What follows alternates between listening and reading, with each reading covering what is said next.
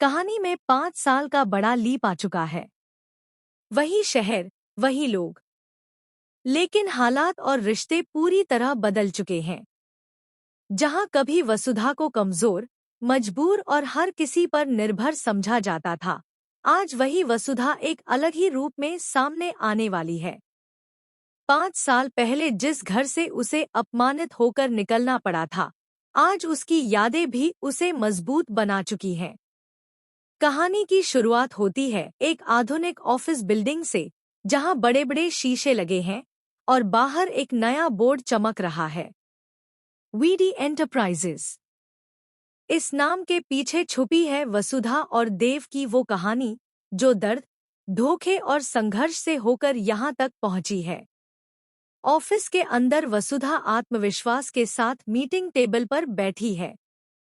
उसके चेहरे पर न डर है, न झिझक। वही वसुधा जिसे कभी फैसले लेने का हक तक नहीं दिया गया था, आज पूरे बोर्ड को लीड कर रही है। उसके हाथ में फाइल है और आंखों में एक अलग ही चमक।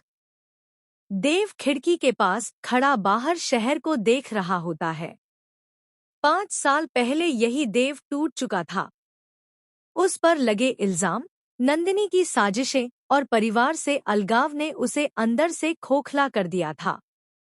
लेकिन आज देव की आंखों में पछतावा नहीं, बल्कि कुछ कर दिखाने की आग है।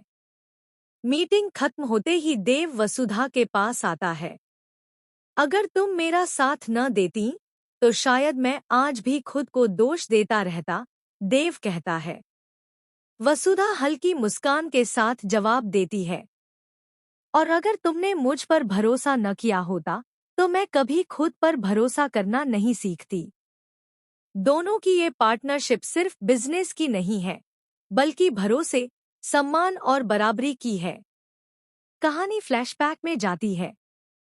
5 साल पहले का वो दिन, जब देव ने वसुधा को ब्लैकमेल करके तलाक के पेपर्स पर साइन करवाने की कोशिश की थी।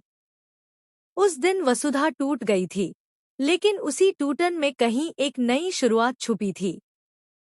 घर से निकलते वक्त उसने सिर्फ एक बात खुद से कही थी, अब या तो मैं खत्म हो जाऊंगी या खुद को साबित करूंगी। लीप के बाद दिखाया जाता है कि वसुधा ने छोटे स्तर से काम शुरू किया। कभी अकाउंट्स संभाले, कभी डिजाइन सीखी, कभी रात रात भर मेहनत की। देव ने भी अपनी गलतियों से सीखा। उसने पहली बार किसी और पर नहीं, बल्कि खुद पर भरोसा करना सीखा। धीरे धीरे दोनों ने मिलकर एक छोटा सा स्टार्टअप शुरू किया, जिसे लोगों ने पहले हल्के में लिया। लेकिन वसुधा की समझ और देव